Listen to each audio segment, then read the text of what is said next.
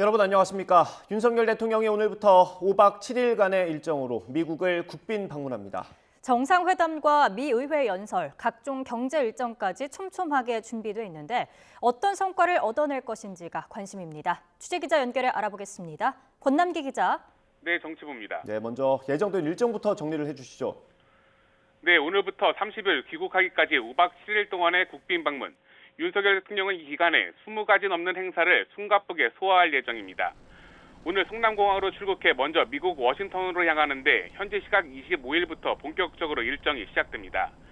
한미 첨단산업 포럼과 나사 우주센터 방문 등 경제 관련 일정에 이어 저녁에 윤 대통령과 김건희 여사는 바이든 대통령 부부와 한국전쟁 기념비를 함께 찾은 뒤 친교의 시간을 가질 예정입니다. 바이든 대통령이 어떤 장소에서 어떤 모습으로 환대할지가 관심입니다. 미국 방문 사흘째 26일 일정이 하이라이트라고 할 수 있습니다. 백악관에서 공식 환영식을 시작으로 한미 정상회담이 열립니다. 북핵 안보 문제, 경제협력, 우크라이나 문제 등 다양한 의제가 테이블에 오를 텐데 공동 기자회견에서 어떤 내용이 발표될지에 시선이 쏠립니다. YTN은 환영식부터 회견까지 모두 생중계해드릴 예정입니다. 27일에는 미 의회 상하원 합동연설이 있습니다. 윤 대통령이 역대 대통령 가운데 네 번째로 영어 연설을 준비하고 있는데요. 30에서 40분가량으로 이 역시 생중계됩니다. 이후 보스턴으로 이동해 28일엔 한미 클러스터 라운드 테이블과 투자 상담 등 경제 일정이 이어지고 하버드대에선 윤 대통령이 자유를 향한 여정을 주제로 연설한 뒤 대학생들과 질의응답을 가질 예정입니다. 이번 국빈 방미 어떤 의미가 담겨 있습니까? 네, 윤석열 대통령 취임 열하루 만에 바이든 대통령의 방한으로 이뤄진 정상회담의 답방이 11개월 만에 성사된 것인데요. 특히 올해가 1953년 한미 상호방위 조약이 체결된 지 70년, 한미동맹 70주년의 해인 만큼 동맹의 역사적 의미를 새기는 계기입니다. 대통령실은 가치동맹, 안보동맹, 기술동맹까지 이번 방미의 모든 일정이 세 가지 키워드로 수렴된다고 밝혔습니다. 가치동맹은 보훈 관련 일정으로 6.25 전쟁 때 미군 참전 용사들에게 태극 무공훈장을 윤 대통령이 직접 수여하는 일정 등이 있을 예정이고요. 안보동맹은 대북 대응이 가장 큰 현안으로 한미 간 확장 억제 구체화 방안이 회담 이후 선언으로 발표될 것이란 예상이 나옵니다. 기술동맹은 첨단 기술 분야 협력을 말하는데 122명 대규모 경제사절단이 동행한 가운데 한미 우주협력 등 다양한 경제협력 성과가 나올지 주목됩니다. 미 인플레 감축법 IRA와 반도체법으로 인한 피해를 줄이는 방안이 논의될지도 관전 포인트입니다. 앞서 윤 대통령이 지난달 한일 정상회담을 앞두고 강제징용 배상 문제를 제3자 변제 방식으로 해결하며 일본과 해빙 모드를 만들고 우크라이나에 대한 군사 지원을 시사하는 등 미국이 원하는 모습을 보여줬다는 평가가 나오는 만큼 이번 방미에서 우리 측이 어떤 선물 보따리를 받아오느냐에 시선이 쏠려 있습니다. 지금까지 정치부에서 전해드렸습니다. 이번 한미 정상회담의 핵심 의제 가운데 하나는 고도화하는 북한의 핵 위협에 대응하기 위한 확장 억제 추가 조치입니다. 미국 고위 당국자는 대중의 기대와 확장 억제 약속의 현실을 모두 충족할 만한 방안을 논의 중이라고 밝히기도 했는데 이른바 한국형 핵 공유가 어떻게 이루어질지 한현희 기자가 짚어봤습니다. 핵 어뢰에 이어 기습 타격이 가능한 고체 연료 추진 방식의 신형 대륙간 탄도미사일까지 시험 발사하며 핵 능력을 과시하고 있는 북한. 여기에 그치지 않고 실제 사용을 위한 절차까지 마련하며 수위를 높이는 북한의 핵 위협을 실질적으로 억제하는 방안이 이번 한미 회담에서 주요 의제로 논의됩니다. 한미 연합 방위 태세를 더욱 공고히 하고 양국 간 확장 억제를 보다 구체적으로 작동시키는 계기가 될 것으로 기대됩니다. 이른바 한국식 핵 공유로 불리는 확장 억제 강화 방안에는 나토식 핵 공유에 맞먹거나 그보다 더 강한 확장 억제 방안이 담길 전망입니다. 나토처럼 미국 전술핵을 실제로 배치하지는 않지만 공동기획과 공동실행 등 협의의 깊이와 폭을 훨씬 더 강력히 하는 내용을 담겠다는 계획인데 확장 억제 수단을 결정하고 핵 사용을 결심하는 단계에 우리 입장을 반영하는 절차를 명문화할 것으로 보입니다. 적어도 나토와 동일하지는 않더라도 지금보다 훨씬 더 진전된 안을 가져와야 되는 부담이 있는 거고 우리 정부로서는 최대한 제도화의 수준을 높이는 안을 도출할 필요가 있죠. 미국의 확장 억제 약속을 신뢰할 수 없다며 자체 핵무장 목소리가 높아지는 등 안보 우려가 그 어느 때보다 커진 상황. 윤석열 대통령은 나토 이상의 강력한 대응을, 미국에선 대중의 기대와 현실을 모두 충족할 조처라는 언급이 나온 만큼 이번 한미 정상회담에서 획기적인 북핵 억제 방안이 마련될지 주목됩니다. YTN 한현입니다. 정재호 주중 한국 대사가 순웨이둥 중국 외교부 부부장과의 통화에서 최근 타이완 해협에서의 긴장 고조 상황에 대해 한국을 포함한 국제사회가 큰 관심을 가지고 주시하고 있다는 정부 입장을 전했습니다. 외교부 당국자에 따르면 정 대사는 지난 20일 순 부부장과의 통화에서 타이완 해협의 평화와 안정은 안보, 경제 등 제반 측면에서 지역과 국제사회에 큰 영향을 미칠 수 있다며 이같이 말했습니다. 정 대사는 또 우리 정부는 대화와 협력을 통해 양안 관계의 평화와 안정이 지속되기를 바란다는 입장을 일관되게 표명해 오고 있으며 하나의 중국 존중 입장을 유지하고 있다고 덧붙였습니다. 순 부부장과 정 대사의 통화는 중국 외교부 홈페이지를 통해 뒤늦게 공개됐습니다. 중국의 관영 매체가 사설을 통해 윤석열 대통령의 타이완 해협 관련 발언을 비판한 것과 관련해 외교부 당국자가 일일이 대응할 가치가 없는 터무니없는 주장이라고 맞받았습니다. 외교부 당국자는 누구의 격을 운운하는 것 자체가 가소로운 일이라며 이같이 말했습니다. 또 중국 언론의 악의적인 기사는 중국을 국제사회로부터 더 멀어지게 할 뿐이라며 중국 정부의 입장은 아닐 것으로 본다고 강조했습니다. 앞서 중국 관영 환구시보는 한국 외교의 국격이 산산조각 났다라는 사설을 싣고 윤 대통령의 타이완 문제 발언은 1992년 수교 이후 한국이 밝힌 최악의 입장 표명이라고 주장했습니다. 무력 충돌이 격화하고 있는 수단에 체류하고 있는 우리 국민 대피와 철수를 지원하기 위해서 정부가 수송기와 함정 등 가용 자산을 총동원했습니다. 지난 21일 급파된 공군 수송기 슈퍼 허큘러스에 이어서 더 많은 인원을 태울 수 있는 다목적 공중급유 수송기 시그너스도 수단으로 향하는 것으로 알려졌는데요.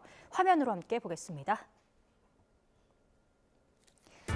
하늘의 주유소로 불리는 공중급유기 KC-330 시그너스는 에어버스 여객기 A330을 토대로 제작됐습니다. 111톤가량의 연료를 탑재할 수 있어서 하늘 위에서 F-35A 전투기는 15대, KF-16 전투기는 20대까지 한 번에 급유할 수 있습니다. 또 승객은 300명 넘게 탈 수 있고 37톤이 넘는 화물을 옮길 수 있는 데다가 최대 14,800km를 한 번에 비행할 수도 있는데요. 이런 능력을 토대로 공중급유 임무뿐 아니라 국외에서 재해나 재난이 발생했을 때 현지에 체류하고 있는 우리 국민 이송, 해외 파병부대 화물과 병력 수송 등의 임무도 수행하고 있습니다. 대표적으로 지난 2021년 아프가니스탄 현지 조력자들을 국내로 데려오는 미라클 작전에서 활약했는데요. 미라클 작전에는 시그너스와 함께 지난 21일 먼저 수단으로 향했던 대형 수송기 C-130J 슈퍼 허큘리스가 투입됐습니다. 당시에는 조금 더 크기가 작고 미사일 회피 등 전술 비행을 할 수 있는 슈퍼 허큘리스가 혼잡한 카불 공항에서 현지인 조력자를 태워 안전한 파키스탄으로 이동한 뒤 그곳에서 조력자들이 더 크고 편한 시그너스에 옮겨 타 국내로 돌아왔었습니다. 이번에도 비슷한 역할들을 할 거로 보이는데요. 시그너스가 수단 인근으로 향하는 항적이 확인되긴 했지만 우리 정부는 시그너스 투입과 관련한 공식 입장을 밝히지 않고 있습니다. 교민 생명과 직결된 사항인 만큼 안전이 확보될 때까지 신중을 기하는 거로 보이는데요. 같은 이유로 수단으로 이동 중인 청해부대의 목적지나 현재 위치 역시 공개하지 않고 있습니다. 수단 내 무력 분쟁은 격화해서 우리나라뿐 아니라 미국, 프랑스, 영국, 독일 등도 자국민 철수를 진행하고 있습니다. 우리 교민 대피를 위해서 가용 자산을 총동원한 만큼 모두 안전하게 돌아올 수 있길 바랍니다. 북아프리카 수단에 체류하고 있는 한국인 28명을 국내로 이송시키기 위해서 정부가 분주하게 움직이고 있습니다. 이들 모두 현재 안전한 상태로 확인됐는데요. 남공환 주수단 대사는 오늘 아침 YTN과의 통화에서 수단 하르툼의 현지 대사관에 모여 대기하던 한국인 28명 모두 안전한 상태라고 밝혔습니다. 애초 수단에 체류 중인 우리 국민은 모두 29명으로 확인됐지만 수단 국적을 가진 한 분이 오지 않은 거로 전해졌습니다.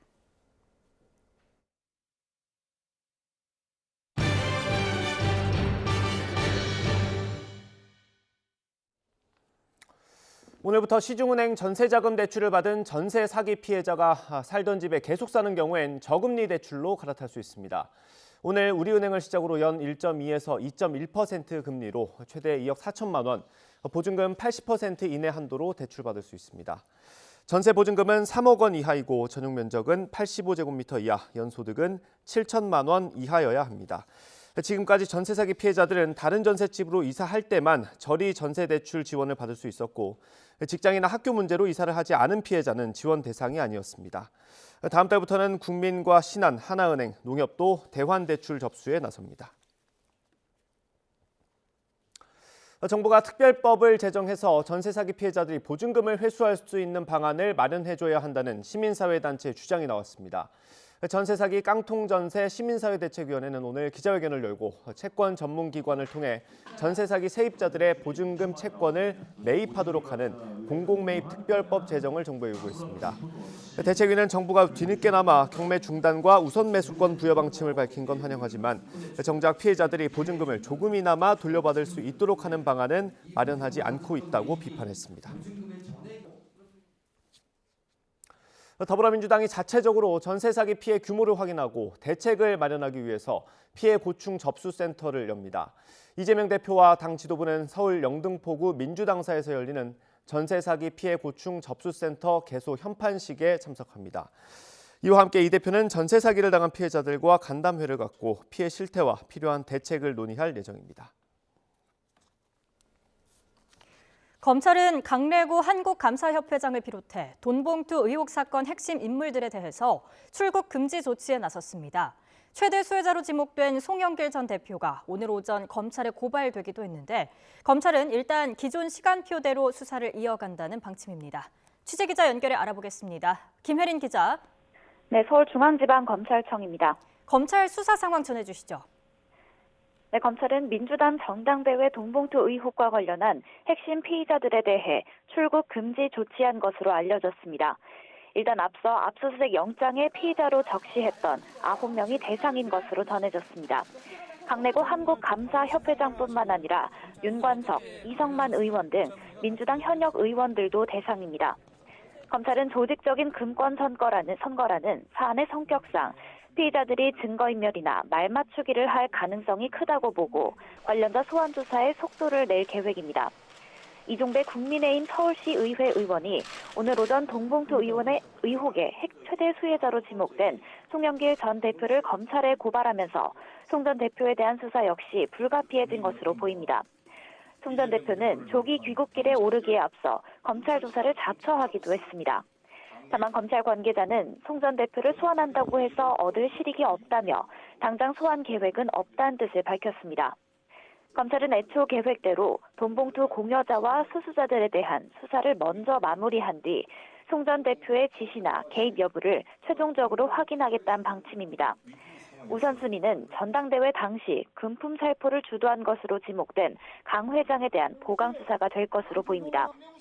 앞서 검찰은 강 회장의 구속영장이 기각된 직후 강 회장이 공범들과 연락하며 회유를 시도하고 실질적인 증거인멸 결과까지 발생했다며 구속영장 재청구 방침을 못 박았습니다. 송 전 대표는 이와 관련해 강 회장이 전당대회 당시 캠프에 참석할 수 있는 신분과 위치가 아니었다고 해명했습니다. 다만 검찰 관계자는 이정근 전 사무부총장 휴대전화에서 확보한 녹취 파일이 구체적이고 탄탄한 데다가 관련 진술도 상당 부분 확보했고 또 법원에서도 혐의 소명이 부족하다는 언급은 없었다고 반박했습니다. 송 전 대표가 귀국하더라도 검찰은 일단 핵심 피의자인 강 회장에 대한 보강 수사를 진행하면서 현직 의원들로 수사 범위를 넓힌 뒤에나 송 전 대표의 관여 여부를 확인할 것으로 보입니다. 지금까지 서울중앙지검에서 전해드렸습니다. 재작년 전당대회 때 돈봉투를 살포했다는 의혹에 연루된 송영길 전 대표가 파리를 떠나서 오늘 오후 한국에 도착합니다. 출국 직전 사태 해결에 노력하겠다고 밝힌 송 전 대표가 귀국해 추가 입장 표명에 나설지 주목됩니다. 인천공항에 나가 있는 취재기자 연결해 알아보겠습니다. 손효정 기자. 네, 인천국제공항에 나와 있습니다. 송 전 대표 귀국 일정 짚어주시죠. 네, 한국 시각으로 오늘 새벽 3시쯤 프랑스 파리를 떠난 송영길 전 대표. 오늘 오후 3시쯤 인천국제공항에 도착할 예정입니다. 애초 송 전 대표는 파리 경영대학의 방문 교수로 초청돼 오는 7월까지 머무를 계획이었지만 기자회견에서 정치적 책임을 지고 가능한 한 빨리 귀국하겠다고 밝힌 지 하루 만에 출국한 겁니다. 송 전 대표는 귀국길에 오르며 취재진에게 송구스럽다며 사태 해결에 힘쓰겠다고 말했는데요. 직접 들어보시겠습니다. 가서 잘 좀 보겠습니다. 여러 가지로 기자회견 때 말씀드린 그 심정대로 아주 차분하게 사태를 해결하도록 노력하겠습니다. 혹시 정해진 일정은 따로 가서 이제 가서 상의할게요. 송 전 대표는 귀국 직후 별다른 외부 일정 없이 곧바로 서울에 있는 자택으로 향할 것으로 파악됐습니다. 돈 봉투 의혹에 대해선 전혀 모르는 일이라는 기존 입장을 고수하고 있는데요. 이곳에서 취재진을 만나 추가적인 입장을 밝힐지 주목됩니다. 송 전 대표와 가까운 한 민주당 의원은 YTN 취재진에게 송 전 대표와 기자회견 직전 통화했는데 도대체 왜 이런 일이 벌어졌는지 잘 이해하지 못하겠다고 토로했다고 밝히기도 했습니다. 앞서 송 전 대표의 조기 귀국을 환영하며 추가 입장 표명을 지켜보겠다는 민주당 지도부도 송 전 대표와 직접 만나긴 부담스럽다는 기류가 강하지만 사태 파악을 위해 접촉할 가능성도 있습니다. 지금까지 인천국제공항에서 전해드렸습니다. 송영길 전 대표 기자회견에 대해선 당내에서도 평가가 엇갈립니다. 또 일부에선 검찰 수사 선상에 오른 윤관석, 이성만 의원도 거취를 결단해야 한다는 목소리가 나오고 있습니다. 여당은 송 전 대표 탈당을 임시 탈당이라고 깎아내리면서 연일 돈봉투 의혹에 대한 총공세를 이어가고 있습니다. 국회 연결합니다. 조성호 기자. 네, 국회입니다. 네, 먼저 민주당 분위기부터 전해주시죠. 네, 민주당 내에서는 송영길 전 대표가 파리 현지에서 진행한 탈당 기자회견을 두고도 평가가 엇갈리는 상황입니다. 앞서 송 전 대표를 두고 무력이 적은 사람임을 보증한다고 언급했던 김민석 정책위 의장은 SBS 라디오에 출연해 사실관계에 대한 것은 이제 시작이기 때문에 언급하기에 적절하지 않다고 말을 아꼈습니다. 그러면서도 송 전 대표의 탈당 결심에 대해서는 쉽지 않은 결정이다, 무겁게 본다 이렇게 평가했습니다. 들어보시죠. 어떤 책임이 있던 사람으로서 탈당해서 증명을 하고 본인으로서는 최선을 다해서 돌아오겠다라는 태도를 취한 것은 본인이 가져왔던 데 대한 일관성이 있는 것이다 이렇게 보는 것이죠. 반면에 비주류인 이상민 의원은 CBS 라디오에서 송 전 대표가 돈봉투 의혹을 모르는 일이라고 한 것에 납득을 잘 못하겠다고 했습니다. 송 전 대표가 탈당했더라도 돈봉투 의혹은 민주당의 문제로 그대로 남아있다며 한숨 돌릴 때가 아니라고도 지적했습니다. 들어보시겠습니다. 진실과 책임이 핵심인데 그건 하나도 달라진 게 없고 뭐 탈당했다고 그러는데 그건 뭐 탈당했기 때문에 한숨을 돌린다고 한다면 그건 꼬리 자르기 아닙니까? 이런 상황에서 저희 취재진이 민주당 지도부 여러 인사와 통화를 해보니 대체로 송 전 대표 기자회견 내용과 탈당에 대해서는 안도하는 분위기가 우세했습니다.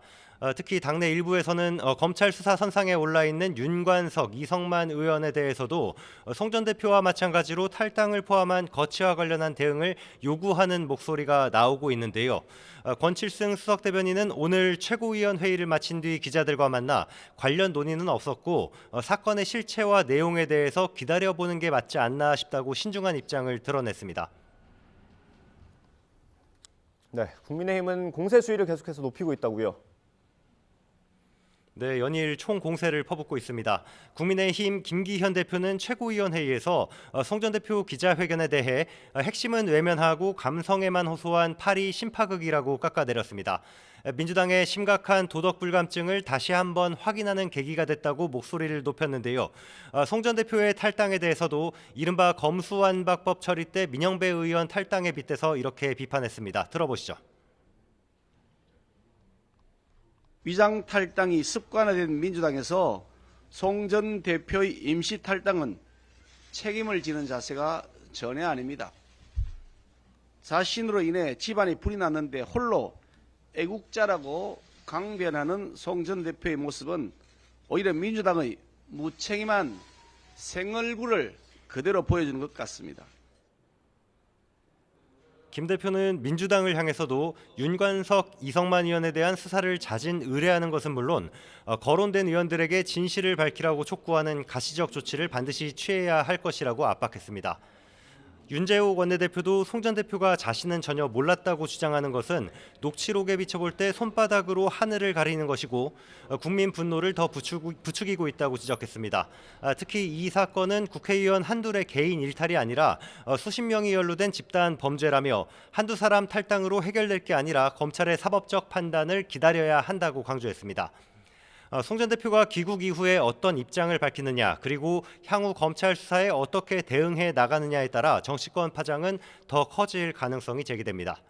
지금까지 국회에서 YTN 조성호입니다.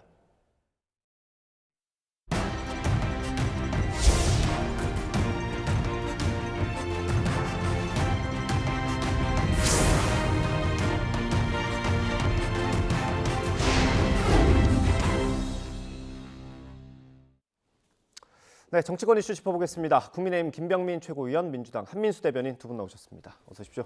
안녕하세요. 네, 윤석열 대통령의 5박 7일 동안의 국빈 방미 일정이 오늘부터 시작이 됩니다. 주요 일정을 저희가 그래픽으로 준비해 놓은 게 있는데 한번 보여주시면 좋겠습니다. 네, 현지 시각으로요. 25일 윤 대통령 부부와 바이든 대통령 부부가 친교 행사를 가지고요. 26일에 공식 환영 행사, 그리고 정상회담, 공동 기자회견, 또 바이든 대통령이 주재하는 국빈 만찬이 예정이 되어 있습니다. 다음 날인 27일에는 상하원 합동 연설이 예정이 되어 있고요. 28일 날 하버드대 정책 연설이 있습니다. 일정을 저희가 쭉 보여드렸고요. 중요한 것만 좀 뽑아봤는데 한 20개 정도 일정이 있다고 합니다. 이 중에서 좀 어떤 거를 보면 되겠습니까? 아무래도 70주년에 맞춰져 있는 날이기 때문에 26일에 공식 환영 행사, 그리고 더 나아가서 정상회담에서 과연 어떤 얘기를 쏟아낼 수 있는지에 대한 26일에 가장 주목해 봐야 되지 않을까 생각을 합니다. 특히 북핵 문제에 따른 안보 위기가 고조화되고 있는 상황에서 한미동맹이 이 북핵 문제를 어떻게 다룰 것인가에 대해서도 많은 관심을 표명하고 있기 때문에 여기에 대한 성과물들이 기대가 되고요.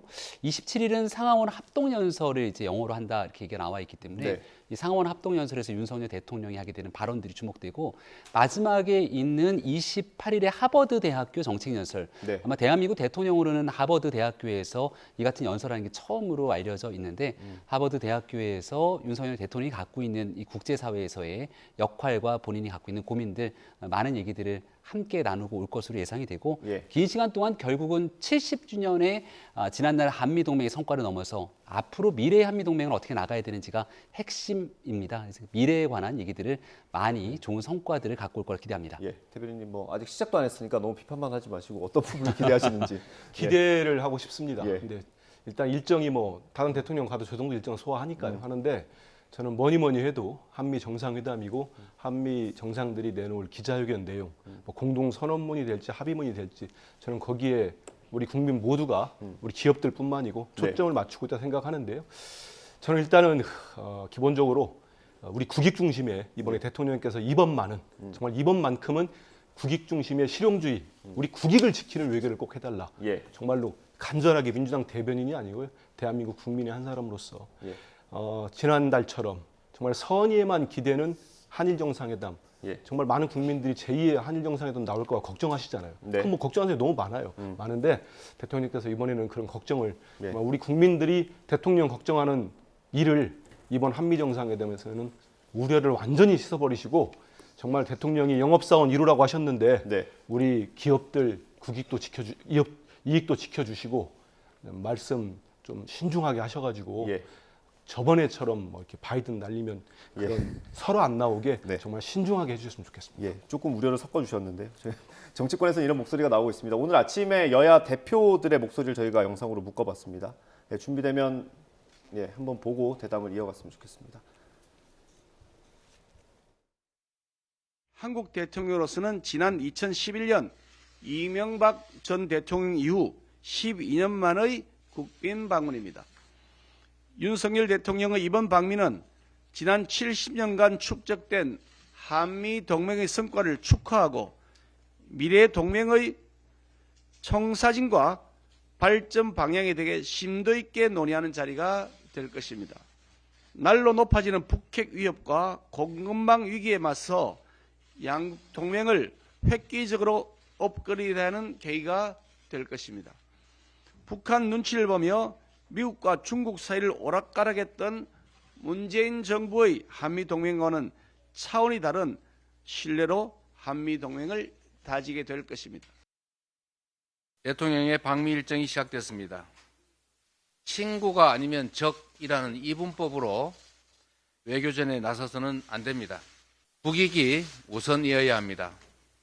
혹독한 실패로 끝난 일본 퍼주기 외교를 반면교사로 삼아야 합니다. 대통령에게 당당하고 유능한 실용외교 그리고 국익 외교를 펼쳐달라는 간곡한 당부 말씀을 드립니다. 우리 민주당은 국익과 한반도 평화를 위한 노력에 적극적으로 협력하겠습니다. 네. 일단 우리 정부는 이번에 한미 정상회담을 통해서 확장 억제 방안을 조금 더 구체화하는 데 방점을 두는 것 같거든요. 어떻게 예상할 수 있겠습니까? 북핵의 위협이 날로 고조화되고 있다 이렇게 얘기를 하는데요. 그냥 고조화 정도가 아니라 대놓고 대한민국과 전 세계 위협하고 있지 않습니까? 유엔 안보리 결의를 무력화시키듯이 이 ICBM 등 탄도미사일 발사를 뭐 하루가 멀다 하고 이런 도발들을 해오고 있는 형국인데 실질적인 비핵화로 가는 길이 너무나 요원한 것 아니냐 이런 걱정들이 큽니다. 북한의 비핵화로 끌어내는 건 중요한데 그럼 그 사이에 이른바 핵 우산이 제대로 펼쳐질 수 있을까에 대한 걱정이 커지고 있는 상황이고 국민 여론조사를 보니까 대한민국이 자체 핵무장해야 된다라고 하는 여론들이 상당히 많은 상황이 돼버리긴 했죠. 근데 현재 있는 상태에서 우리가 자체 핵무장이 어렵다면 우리의 동맹국인 미국으로부터 나토식 핵공유를 넘어서는 한국의 최적화된 그런 핵공유에 대한 답들이 좀 나오면 좋겠다는 의견들이 많을 텐데요. 아마 그런 내용들을 어느 정도 이번 정상회담을 통해서 성과로 가져오게 된다면 북핵 문제에 대해서 안보상의 걱정들을 좀 일부 덜어낼 수 있는 분명한 성과로 나타날 수 있을 겁니다. 아직 어떤 내용들이 오갔는지는 저도 확인이 안 돼서 확인하기 어렵습니다만은 이 북핵 문제에 대응하기 위한 한미 간 동맹으로서 가시적이고 명문화된 성과들을 꼭 좀 가져왔으면 좋겠다는 바람을 갖고 있습니다. 예, 이 북핵에 대응하는 부분에 있어서는 사실 우리나라와 미국이 지향하는 점이 같기 때문에 어느 정도 성과가 있을 수도 있을 것 같은데 경제 분야에서 좀 우리가 얻어야 될 게 있지 않습니까? 당연하죠. 그래서 일단 좀 전에 당대표도 얘기가 나왔습니다만 오늘 지도부에서는 여러 가지 우려와 이렇게 좀 이걸 좀 지켜줬으면 좋겠다는 목소리가 나왔는데 그럼에도 불구하고 당대표나 원내대표 많은 최고위원들이 초당적 외교 협력하겠다. 대통령께서 당당하게 우리 국익을 지키는 외교를 하신다고 하면은 우리 민주당이 원내 일당인데 적극적으로 돕겠다는 말씀을 드렸고요.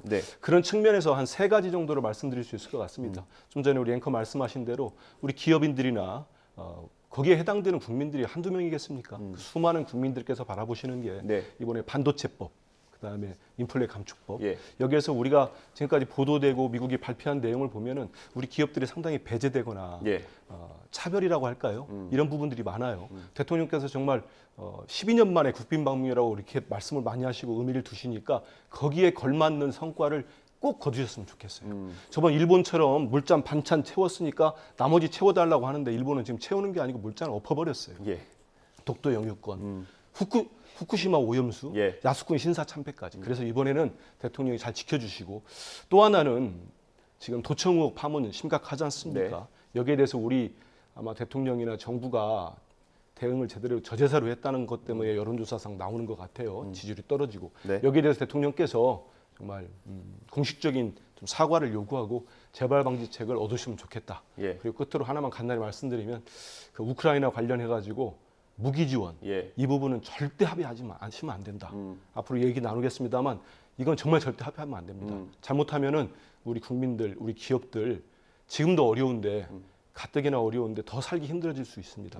국익을 위해서 대통령께서 신중하게 해달라는 말씀 드리고 싶습니다. 이게 뭐 단어 하나하나마다 굉장히 신경을 써야 하는 섬세한 작업이라고 하더라고요. 그 양안 관계 그리고 우크라이나 전쟁에 대한 표현을 어느 정도로 하는 게 좋겠습니까? 대만 해협 같은 경우는 실제 문재인 대통령이 한미 정상회담을 통해서 대만 해협에 대한 평화적인 메시지를 냈을 때도 중국이 불에 탄다는 등 대한민국 국익을 철저하게 훼손하는 언어들을 쏟아냈던 적들이 있습니다. 그 대만 문제에 대해서 중국이 갖고 있는 과도할 정도의 그런 상황들 또 여기를 이제 자유민주 진영이 바라보게 되는 현재 상황들을 비춰봤을 때 네. 적어도 국익이라는 단어를 쓰게 된다면 문재인 정부 때 중국이 비난했던 목소리에 대응했던 메시지와 윤석열 대통령에 대해서 중국의 환구시보 등 정말 이 기관지들이 입에 담기 힘든 혐한 발언들을 쏟아내고 있을 때 단호하게 대한민국 국익을 위해서 내는 메시지는 동등해야 될 것이라고 생각합니다. 이를 보편적인 가치에 관한 얘기를 우크라이나 전쟁 속에서 자유민주 진영들이 쏟아내고 있죠. 누가 뭐래도 러시아의 불법 침공이고 이를테면 전쟁이 조속히 종식이 돼야 되는데 그 조속한 종식보다 오히려 더 큰 참혹한 범죄들이 일어나진 않을까 걱정과 우려가 섞인 목소리가 많습니다. 네. 이에 대해서 로이터 통신과 인터뷰를 통해 이러한 잔혹한 살상 등이 추가적으로 이뤄지게 된다면이라는 전제를 갖고 원론적인 내용의 인터뷰를 한 것을 뭔가 정치적으로 정쟁의 소재인 양 위기를 촉발시키는 것 적절치 않다 생각하고요. 그런 보편적인 인류 인권에 관한 문제들을 저는 대통령이 잘 쏟아낼 거라고 생각하고 자유민주 진영 속에서 해야 되는 적절한 역할들에 대한 국제사회의 대한민국이 중추국가로서의 역할에 대해서도 아마 하버드 대학교의 연설이라든지 또 상하원 합동 연설을 통해서 잘 풀어낼 것이라고 생각합니다. 그 윤석열 대통령이 앞서 했던 로이터 통신 인터뷰 정도의 수준이 이번 정상회담에서 어떤 양 정상의 입에서 나오거나 어떤 문안으로 구성이 되면 그 러시아와 또 중국의 반발이 더 심해질 수도 있을 것 같습니다. 상당히 우려될 수 있는 지점을 생각합니다. 그렇기 때문에 저는 김태호 그 실세라고 알려진 김태호 1차장이 방미했을 때 저는 도청은 이분이 가시기 전부터 이미 도감청 없다, 뭐 악의적 도청 없다 이런 말씀들을 많이 하셨어요. 만나기 전부터 미국 당국자들을 그런 거 보면 실제로 이런 부분들 아까 얘기한 그 안보 문제는 물론이고 이런 우크라이나 전쟁 관련된 문제를 깊숙이 논의하지 않나 싶어서 좀 우려스러운데요.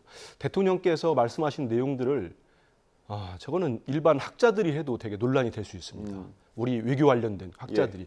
근데 일국의 대통령께서 하셨기 때문에 이런 상당한 문제를 초래했습니다. 그래서 전 대통령이 왜 가기 전에 로이터 통신과 저는 인터뷰를 했을까? 말 그대로 아무 생각이 없었다면 정말 무책임하고 무대책인 건데 어떤 고도의 정상회담 때 한미 정상회담 때 뭔가 합의를 앞두고서 어떤 한자를 깔았다고 하면은 전 지금이라도 생각을 좀 달리하시는 게 맞지 않겠나 이런 생각을 합니다.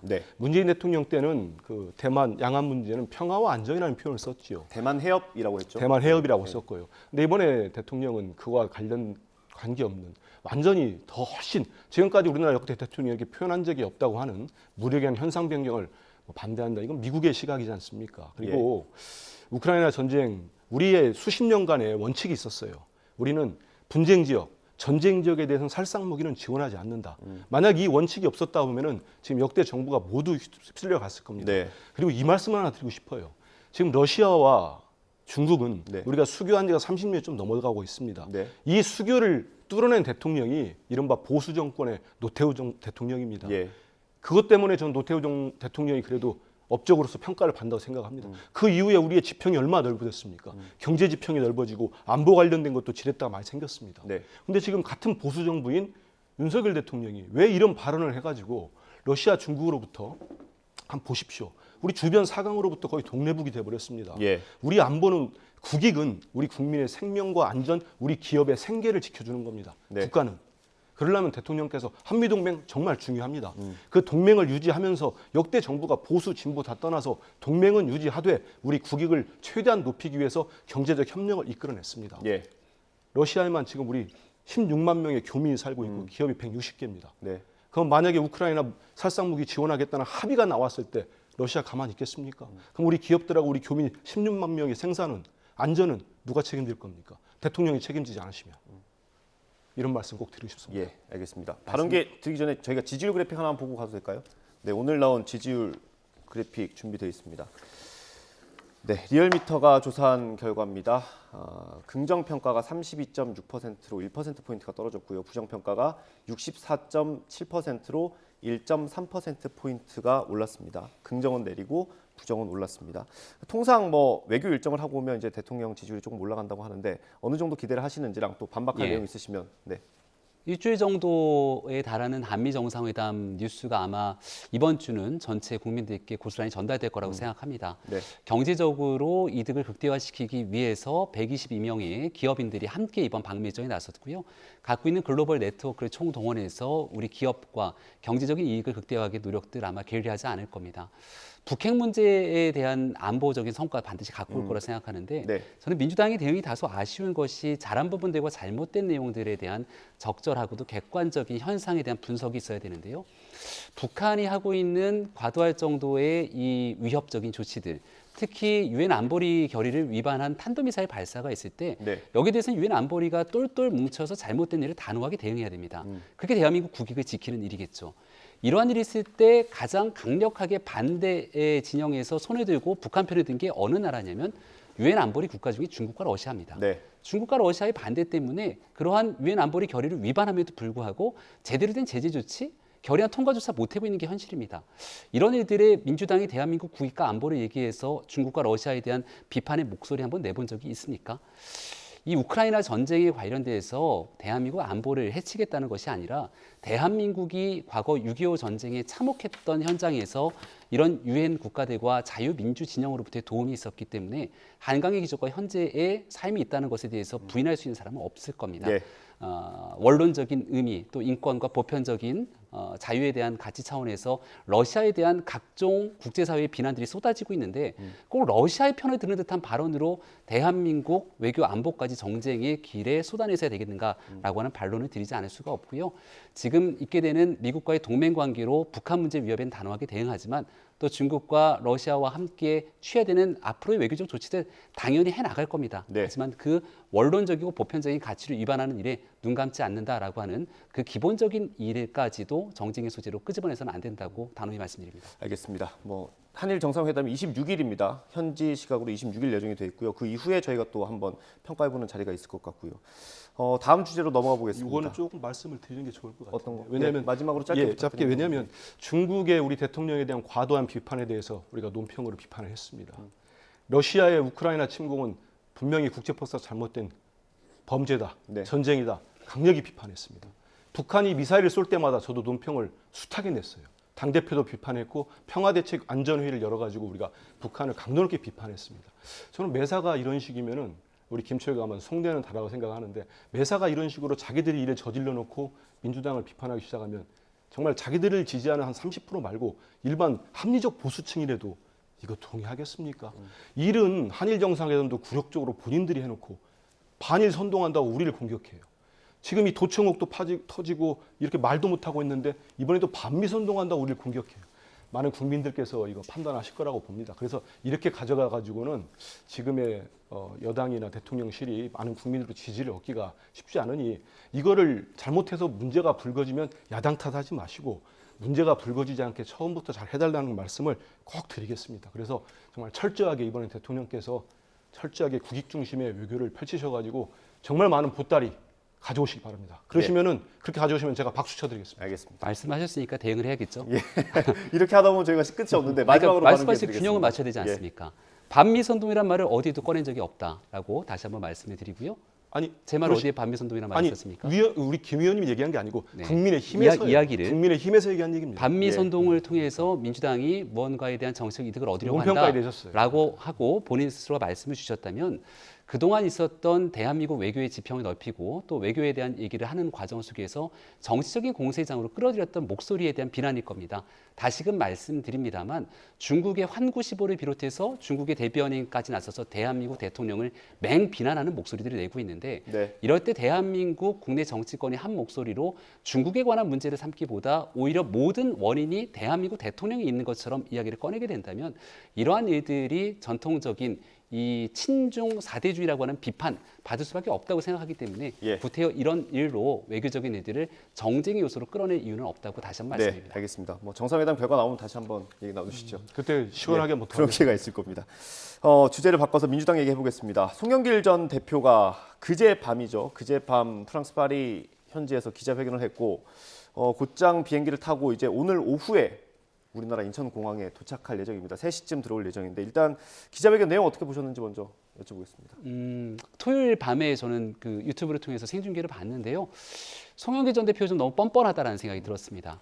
그러니까 본인 스스로가 핵심은 돈봉투 사건을 알았는가 몰랐는가에 대한 내용인데 네. 그 내용은 몰랐다라고 얘기를 하면서 본인은 당에서 탈당을 하고 책임을 지겠다고 얘기를 합니다. 네. 아니, 돈봉투 사건을 모르는데 왜 탈당하고 책임을 집니까? 그러니까 앞뒤가 맞지 않는 얘기들을 꺼내서 쏟아내곤 했는데 송영길 전 대표가 일부에서는 정계 은퇴하는 것 아니냐 그러니까 네. 본인은 직업으로 정치를 한 게 아니라 한반도 평화를 위해서 정치했다는 사명을 얘기를 합니다. 다른 부분 다 떠나서 본인이 당직으로 임명했던 사람이 이정근 부총장이고 윤관석 사무총장입니다. 그 두 사람의 녹취가 고스란히 국민들에게 다 전달이 됐는데 네.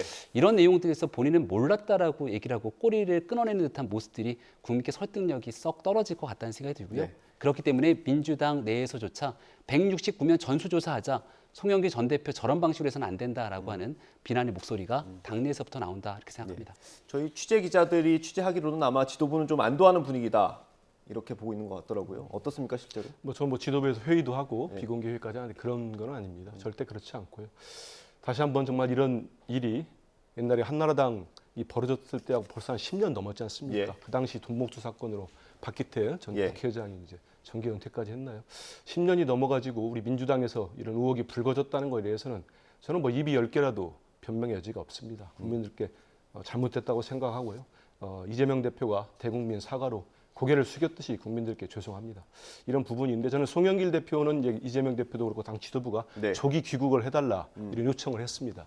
나머지 것들은 뭐 저도 요청을 했지 송 전 대표 어떻게 협의를 할 수 있겠습니까? 그런 건 못하죠. 근데 송 전 대표께서 저는 이제 바로 이제 오늘 오후 3시에 들어오니까 네. 조기 귀국 얘기는 뭐 국민의힘이 됐든 다른 쪽이 됐든 전혀 비판을 못할 거라고 생각을 합니다. 그리고 본인이 저도 뭐 회견하는 내용을 방송을 통해 우리 YTN을 통해 봤습니다. 예, 감사합니다. 네, 봤는데 거기에서 모든 책임을 내가 다 지겠다. 근데 본인 입장에서는 지금 어떻게 벌어질지 모르니까 하지만 정치적으로 모든 책임을 지겠다. 그리고 일단 총선 불출마도 선언했고 네. 현직 의원도 아니고 그래서 자기가 최고로 질 수 있는 정치적 책임이 탈당이다. 2007년입니까? 그때 1997년인가 저 기억이 안 나는데 그때 입당한 이후로 민주당을 처음으로 떠나본다. 예, 20몇 년이라고 했던 것 같습니다. 맞습니다. 그래서 저는 송 전 대표 입장에서는 상당히 결단했다고 보고요. 예. 들어와가지고 오늘 들어오면은 검찰이 바로 불러달라고까지 요구를 했습니다. 예. 수사에 응하겠다. 뭐 모든 책임을 지고 수사에 성실히 응하겠다고 했으니까요.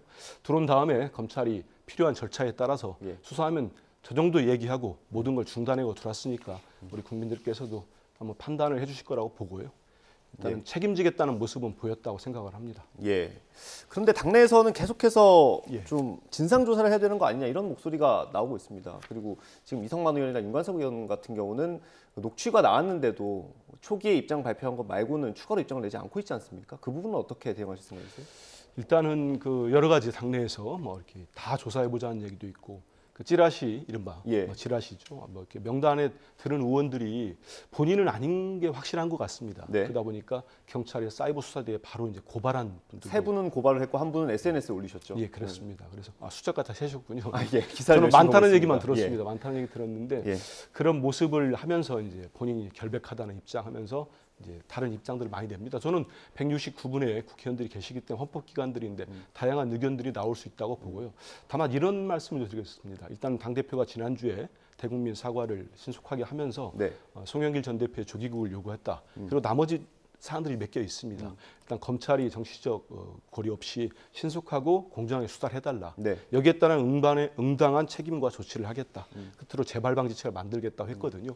이런 말씀들에 따라서 당 지도부는 거기에 따른 논의들을 하고 있다는 말씀을 드리고 또 이렇게 개별 의원님들이 이제 의총이 됐든 예. 뭐 방송이 됐든 얘기하시는 부분도 거기에 따른 또 검토를 해야 되지 않겠습니까? 거기는 신중하게 논의를 하겠다 이런 말씀 드립니다. 예. 민주당의 대응 지금까지 어떻게 보십니까? 일단 송영길 전 대표가 기자회견을 하고 났는데 그다음 송영길 전 대표를 추앙하고 찬양하듯이 얘기하는 민주당 의원들의 행태를 보니까 뭔가 이거 짜고 한 거 아니야? 라고 하는 느낌 주기가 어렵다라고 말씀드릴 수밖에 없습니다. 가장 상식적으로 납득이 안 됐던 건 김민석 의원이 송영길 전 대표 무력이 없는 사람이다 이렇게 얘기를 하게 되는데요. 네. 그리고 그런 내용들을 떠나서 큰 정치인이다. 송영길 전 대표가 뭔가 대단한 결단을 내린 것처럼 얘기를 합니다. 하지만 지금까지 나왔던 상황들이 비춰보면 송영길 전 대표 대표의 탈당, 본인 스스로 거치 결정을 하는 것을 넘어서서 송영길 전 대표가 전당대회에 당선되기 위해 주변인들이 돈 봉투를 뿌렸다라고 하는 녹취가 나왔고 그 모든 일들에 대해서 객관적 진실 규명에 책임을 져야 되는데 그런 일들을 온데간데 없이 송영길 전 대표가 모든 것들을 책임지고 나간다고 했으니까 이제 우리는 뭐 관련 없는 거야 라는 방식의 꼬리 자르기의 모습들이 너무 강력하게 비춰진다는 거죠. 네. 거듭 정리해서 말씀드립니다마는 사무총장을 지냈던 윤관석 의원의 목소리가 고스란히 드러납니다. 네. 아마 거기 나왔던 녹취 부인하기 어려울 거기 때문에 송영길 전 대표의 탈당 이전에 윤관석 의원에 대한 제명, 출당 조치 등 강력한 징계가 우선돼야 되거든요. 네. 그럼 윤관석 의원이 얘기하지 않겠습니까? 본인 스스로 녹취를 보면 돈 봉투를 마련해서 누구한테 전달하고 하는 내용들이 나오는데 실명들이 안 나온다면 윤관석 의원을 불러다 물어보면 되는 일일 텐데 네. 지금까지 윤관석 의원이 입을 꼭 닫고 있는 이유가 이런 방식으로 적정 수준 송영길 전 대표 꼬리 자르기로 끝내려는 것 아니냐 이런 의구심이 짙어지게 된다면 민주당에 있는 구성원 전체가 돈봉투 전당대회 의혹에 휘말릴 수 있어서 저는 이 내용은 원리 원칙에 맞게 조속하게 민주당이 다시 재정립할 필요가 있다고 생각합니다. 예. 일단 송영길 전 대표가 파리 현지에서 기자회견을 한번 했고 당시에는 이제 정치적인 책임, 도의적인 책임에 대한 설명을 하고 탈당을 선언했습니다. 오늘 이제 우리나라로 들어온 뒤에 아마 사실관계를 파악해서 그것에 대해서 각각 또 설명하는 자리가 있을 걸로 예상이 됩니다. 그때 어떤 얘기를 하는지 다시 한번 들어보면 될 것 같고요. 저희가 이제 그 전세 사기 피해 대책, 지원 대책에 대해서 좀 다뤄보겠습니다. 어제 당정이 특별법을 만들겠다고 발표를 했고요. 그 내용을 좀 저희가 그래픽으로 정리해 놓은 게 있는데 한번 띄워주시면 좋겠습니다. 핵심 내용을 보면 피해자들이 주택이 경매에 넘어갔을 때 우선 매수할 수 있는 그 권한을 부여하는 내용이 있고요. 그때 발생하는 세금 같은 거는 감면을 해주기로 한다는 내용이 들어가 있고 대신 이 경매에 넘어간 주택을 살 돈이 없는 분들도 있지 않겠습니까? 그래서 그거를 장기로 긴 기간 동안 오랫동안 낮은 금리로 빌릴 수 있게 해주는 대책도 들어가 있고요. 그것도 안 되면 이제 LH가 우선 매수권을 행사해서 피해자분들에게 공공임대로 제공하는 내용이 들어가 있습니다. 대책에 대해서 일단 민주당에서 어떻게 평가하시는지 들어보고 싶습니다. 일단은 특별법을 통해서 이제 해결을 하겠다고 좀 늦은 감은 있습니다. 피해자 입장에서는 벌써 한 지역에서만 3분의 젊은 분들이 극단적 선택까지 하지 않았습니까? 그래서 일단 특별법을 통해서라도 구제를 하겠다. 적극적으로 나서겠다는 부분은 평가를 합니다. 다만 일단 제가 한 2가지 지점을 짚고 싶은데 첫째는 다 그렇지는 않을 겁니다. 아까 김 의원은 뭐 오해를 하시던데 김 의원이 한 게 반미선동이라는 표현 제가 안 했어요. 당에서 했다. 해명이 된 것 같습니다. 그러니까 이거 보세요. 그래서 난 김 의원 안 했다고 생각하지만 이거 한번 보십시오. 전세상이 나니까 또 이제 문재인 정부 탓을 했어요. 근데 저는 집권한 지 1년 된 정권이 너무 그러면 본인 지지층 말고 나머지 절대 다수의 국민들은 이제 정부를 신뢰하지 못합니다. 너무 탓을 하고 내로남불의 형태를 보이면 한번 보십시오. 지금 집권 1년 만에 전 정부 4년에 해당되는 보증 사고가 났어요. 제가 이런 수치까지 참 말하기 안 하려고 했는데 그 다음에 전년 대비해가지고 벌써 이 정부가 3배가 넘는 전세상이 났습니다. 그러니까 뭐 원인 자꾸 따지지 마시고 벌어진 일에 대해서는 야당이 협조하겠다고 하니까 빨리 법을 만들면 중요하고 적극적으로 나서면 됩니다. 꼭 사람이 죽어나가야 그때 움직입니까? 하지 마시고 다만 이제 피해자들이 요구하는 게 경매 자체 연기나 중단, 임차인의 우선 주거권 보장해달라, 임차인의 우선 매수권을 보장해달라, 그다음에 우리 임차인 전세 보증금을 반환해달라 이런 부분들이 있지 않겠습니까? 정부가 이제 한 5개 법안을 처리하려고 하는 것 같아요. 그중에 4개의 법안이 우리 민주당 의원들이 낸 법안입니다. 그러니까 저희들은 적극 협력해서 법안들 논의해가지고 내면을 같이 논의할 여지가 있고 다만 지금 너무 어려운 상황에 처해 있는 피해자분들께 지금 정부 내는 거는 이제 우선 매수권하고 세금 정도 감면하신다는 거잖아요. 그러니까 피해자들 목소리가 벌써 나오는 게 당장에 돈이 없는데 다 거기에 묶여 있거나 이미 잃어버렸는데 이걸 가지고 다시 빚을 얻을 수 있는 여력이 되느냐 우리가. 그래서 세금 감면해 주겠다고 하는 게 맞느냐 이런 목소리가 있으니까 정부 여당이 최종 국정의 책임자 아니겠습니까? 이런 목소리도 감안하셔가지고 우리 민주당이 내놓은 안들이 여러 가지 있습니다. 같이 계속 또 협의하고 그래서 좋은 법안 만들어서 어려움에 처해 있는 우리 전세 피해 사기자들, 전세 사기 피해자들을 빨리 구제하는 이런 조치를 했으면 좋겠습니다. 지금 피해자들께서 주장하시는 것과 정부 여당이 내놓은 안을 비교를 해보면 대부분 좀 부합하는데 딱 한 가지입니다. 전세금. 이렇게 하더라도 내가 집에서 살 수는 있지만 날린 전세금은 돌려받지 못하는 거 아니냐 이거거든요. 이거를 좀 구제할 수 있는 방안 없습니까? 제일 좋은 건 기존에 있는 전세금이 고스란히 보존될 수 있는 일이겠죠. 근데 선순위 채권에 밀려져 있는 내용이기 때문에 그 내용들을 바로잡기 위해서는 기존에 있는 걸 소급하기 쉽지 않은 것이고 그래서 국민의힘의 장제원 의원이 법안을 발의했던 게 전세를 하게 되는 이 전세권이 가장 최우선적으로 변제될 수 있게 하는 그 제도에 대한 개선들을 얘기를 하고 있습니다만 앞으로 향후의 문제지 피해자들에 대한 회복은 조금 어렵습니다. 그래서 지금 나오고 있는 경매 절차가 넘어가게 되면 선순위 채권 다 변제하고 나면 실질적인 전세 보증금 가져갈 수 있는 돈이 거의 없다. 눈물을 흘리는 모습 때문에 그 내용을 좀 보완할 수 있는 게 우선 매수권을 부여할 수 있도록 법을 만들겠다는 것이고 그렇다 하더라도 피해자분들 중에서는 내가 주택 매매할 의사도 없고 주택을 살 돈도 없다 주장하시는 분들이 계셔서 그런 분들은 안정적으로 내가 전세를 살고 있는 집에 우선적으로 거주할 수 있게 해주는 게 중요하지 않습니까? 그게 LH가 임대주택을 매년 매입할 수 있는 그 물량들이 있기 때문에 그걸 피해주택을 우선적으로 매입해서 공공임대를 제공할 수 있도록 선 조치를 취하겠다라는 내용들이 그래서 나오고 있습니다. 이게 지금 국민의힘 혼자 하고 있는 일들이 아니라 전체적인 의지를 갖고 얼마 전에는 민주당 또 정의당까지 정책 의장들이 함께 모여서 머리를 맞대고 여기에 대한 대안들을 모색하고 있고 법안에 대한 처리는 결국 여야 공의해야 되지 않습니까? 피해자분들의 목소리 중에 한 가지 또 의미 있는 내용들은 정쟁에 관한 부분들이 아니라 여기에 대한 사기를 당한 거지 않습니까? 그럼 정부가 보존을 해주고 사기를 친 사람에 대해서 정부가 빨리 수사하고 난 다음에 그 사람을 엄벌해서 거기에 대한 사기 금액들을 정부가 회수한 다음에 이 돈을 마련하면 되지 않냐는 목소리도 있는 것 같습니다. 그래서 나오게 되는 목소리들이 국회 내에서 지난달 그 인천 전세 사기꾼들이 동해 망상지구까지 넘어가서 수천억 대의 사업을 하게 됐던 배경에 무엇이 있는가에 대한 내용들까지 이어지고 있는 거거든요. 정쟁이 아니라 과거에 대한 진실 규명들을 끌어내서 잘못된 일들이 두 번 다시 대한민국에 일어나지 않도록 만드는 일 여야가 함께 해야 된다고 생각합니다. 이게 특별법이기 때문에 어쨌든 국회에서 논의를 해야 되고요. 정부 여당안도 사실 많이 진전된 안이긴 합니다. 이거 하루빨리 통과를 시켜서 피해자분들께 좀 혜택이 돌아갈 수 있도록 해야 됩니다. 이미 경매에 넘어간 분들도 있더라고요. 이분들도 어떻게 하면 좀 정부가 살필 수 있는지 고민이 필요할 것 같고요. 네, 마지막 주제 짧게 다뤄보겠습니다. 국민의힘 태영호 최고위원이 지난주였던가요? 한번 결석을 하시고 오늘은 또 최고위에 나오셨습니다. 저희가 어떤 말을 했는지 영상으로 준비했는데 한번 들어보고 김병민 최고위원이 어떤 말씀을 하시는지 들어보겠습니다. 현 상황에서 제가 최고위원회 회의에 나오지 못할 이유는 없습니다. 쓰레기, 돈 비리, 성비리 민주당이라는 야당 비판은 오무상 해프닝이었고 역사 문제에 대해서는 소신대로 말씀드린 것입니다. 제가 이 자리에 있는 이유는 당원들이 선택해 주었기 때문입니다. 정광훈 목사가 저를 간첩 같다고 비난했음에도 그리고 전당대회 기간 제 주변에서 전 목사에게 간첩 발언 자제하게 해달라고 연락 좀 해보라고 한 제안도 저는 단칼에 거절했습니다.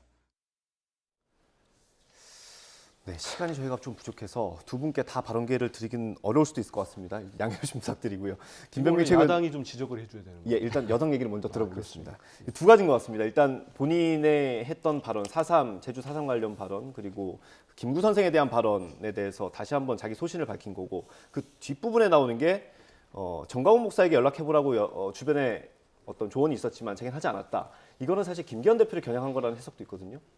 그 최고위원의 이제 발언이기 때문에 발언의 자율성이 있는 것이고 거기에 대한 해석의 여지들은 뭐 자유롭게 나올 수 있는 것 아닙니까?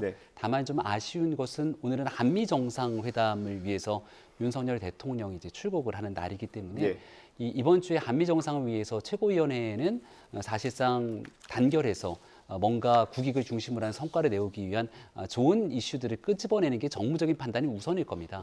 지금 이 전광훈 씨 관련된 내용들은 구태여 전광훈 씨의 지읒자가 이제 국민의힘 입에서 나오게 되는 것이 정무적인 판단을 하등에 도움이 안 되고 김기현 당대표를 중심으로 당내 구성원 누구도 이 전광훈 씨와 아무런 관련이 없다. 이제 수차례 얘기를 해서 정리가 돼가고 있는 뉴스이기 때문에 그 뉴스를 구태여 오늘 최고위원 발언에 꺼낼 이유가 있었겠느냐라고 하는 얘기들도 나오는 것 같습니다. 뭐 본인 입장에서는 이제 지난주에 출석하지 않으면서 뭔가 이제 징계를 받고 하는 것 아니냐라고 하는 세간의 비판들에 대해서 내가 정당하게 뽑혀져 있는 최고위원이기 때문에 나는 문제가 없다라고 하는 일들을 피력하고 싶었던 모습이지만 당 개인 최고위원을 넘어서서 지도부의 일원으로 당과 국가를 우선 생각해야 되는 모습들도 함께 고려돼야 된다고 저는 생각합니다. 혹시 두 분의 분위기가 좀 안 좋았습니까? 제가 중간에 앉아 있었거든요.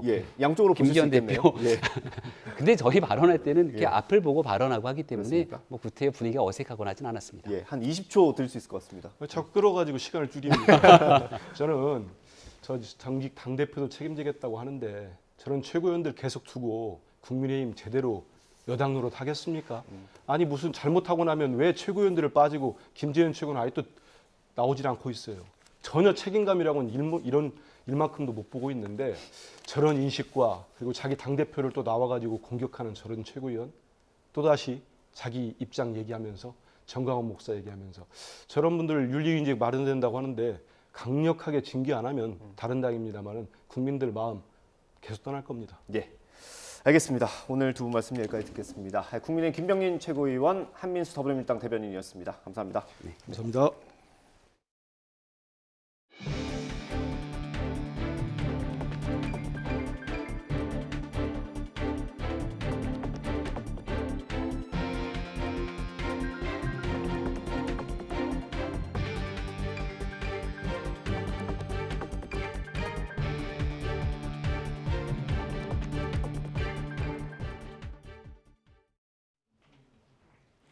오늘은 모처럼 공기가 깨끗해서 미세먼지 걱정 없습니다.